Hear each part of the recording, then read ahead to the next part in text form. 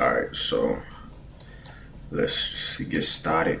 So basically, this is trade recap for the what's it, 16th to 16th of July, and I guess I'll be going over the trades that I took today. So it looks kind of hectic. Let's just go to daily chart. So on the daily chart, do see a little, I think on this, at this point, or I guess at by 9 a.m. open, 9:30 open, it was pretty low, close to these lows here, and yeah, let's see, like 9. Let me see, just go here, just mark out these lows so that we know what we're talking about.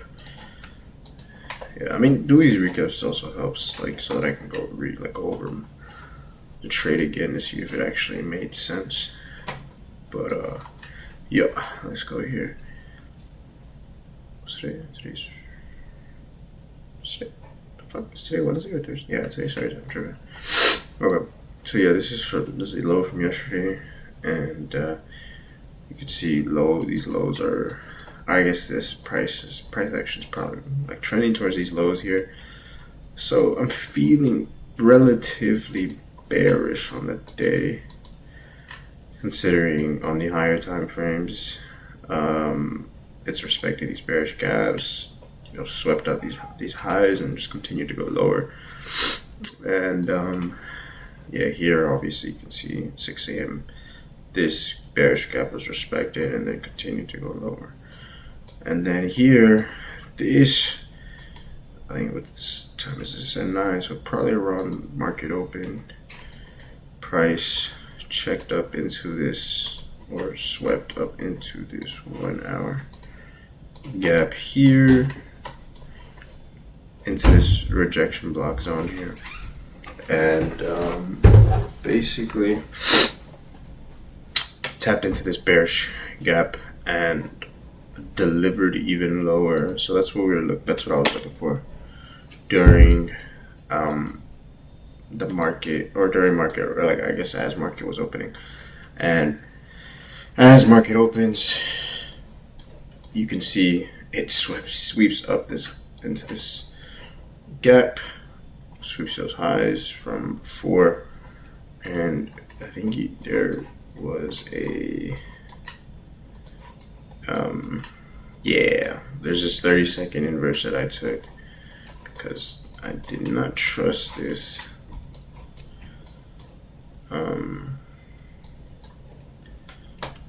What's it called? I didn't trust this 1 minute to close. It was pretty volatile, and I expected this 30-second here to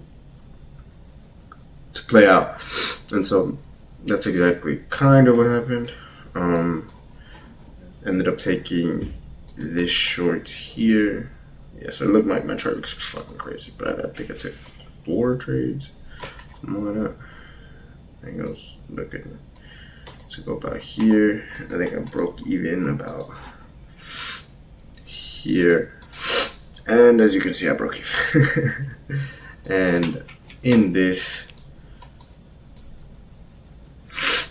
I was like, you know what? It is what it is. Price just wants to do what it wants to do. But you can see there's also a. Let me try and figure out what, because I think I did take this next trade with more discretion, as a lot of traders would like to say. In reality, it just means that they. Oh yeah, okay. So I took this 1 minute CISD entry as it enters into here. As you can see, it changes state delivery happens here, taps into it again, and oh shit, I hate when this shit happens. Taps into it again, then creates this. What the fuck? Oh yeah, that's where I get stopped. So taps into it again, or taps into the CISD, then inverses 15 second. Because I'm pretty confident on this draw and I'm pretty bearish on the day, I was just like, you know, I'll just slap this shit. And that's basically what I did. And so slapped down, and I think I broke even. Let me just clear this up a little bit. This looks a little bit more. Broke even around here. Or no, where the fuck did I break even? I think I broke even. Either one of these lows. In the end, what it meant was I broke even again. So that's 2 break-even trades. And you know, this was a pretty big move. There was a lot of people that took this and just held and did not break even. I don't have the conviction for that, or I don't have the discretion for that. But to each their own, and I guess they banked pretty hard, and I think they took the better trades ultimately in the end. These are the better trades, I think, and so here at this point,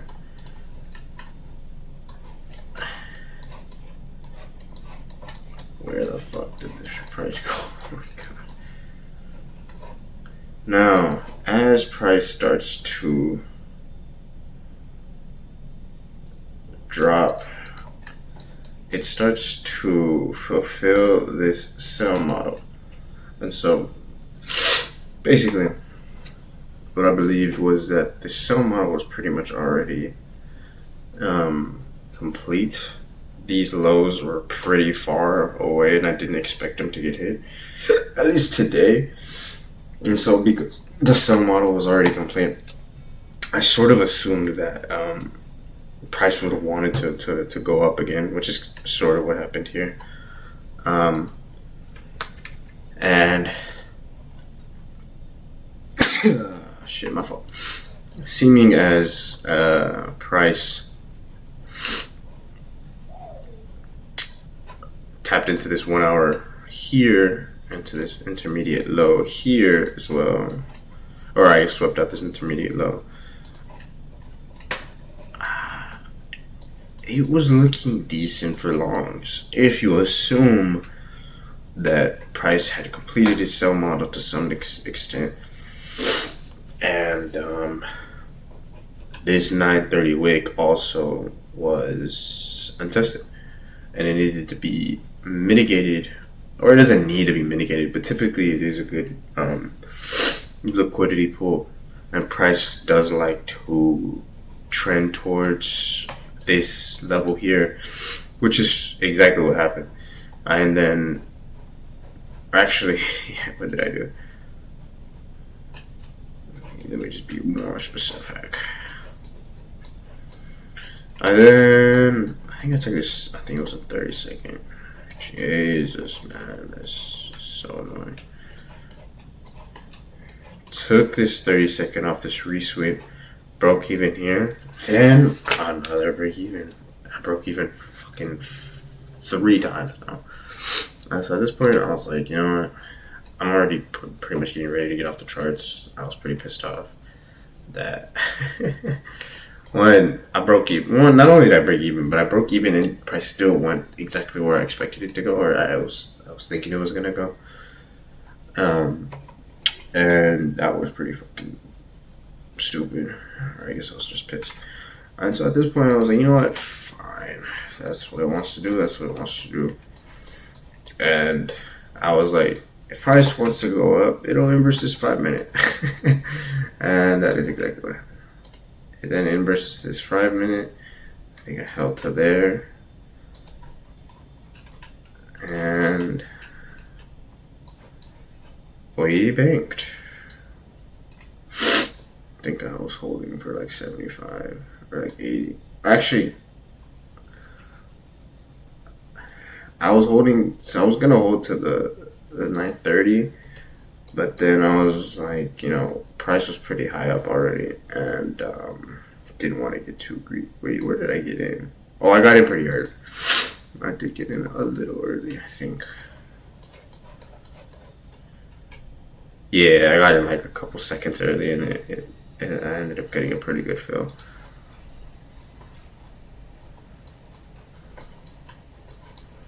And so I was like, you know what, we're gonna bank here. Or I'd say that, but I thought it was a pretty good entry. And I got in here, price went up to here.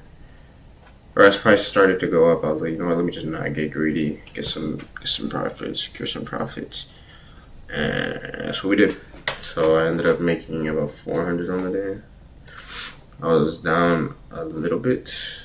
I actually can't see it, but I'm up 1,000 on the account. I was up 600 on the account yesterday. We're down 1,000 now, so it's an extra 400 for the day. So I'm up 1,000 on the week. But yeah, that was the play for today. This wasn't the best play. I'd give it an A- considering my I guess my higher time frame bias coming into the day was very bearish. And I mean, you can see here, it didn't even want to go up to that 930 wick. So it wasn't the best trade. And like I said, or as you can see here, it just continued to go to distribute lower. So you can't really claim that the buyer model was complete. But yeah, here goes up, made some money. That's all you can really ask for. And I think most of all, one of the traits that I've been able to obtain as I've been trading is to just not get greedy. I think as long as you get like two R on the week, or as I guess you if you're risking 500, you win 2 of your risk, something like that. You know what I mean? If you win 2 times what you're risking, which is 500, which is 2R, if you win 2R on the week, you're doing pretty good. I think as long as you're making 2R on the week, you should be pretty good in a pretty good spot to take out consistent payouts. And that's just what I'm aiming for, at least hitting 2 or 3 R on the week. So tomorrow we got, I don't think we have news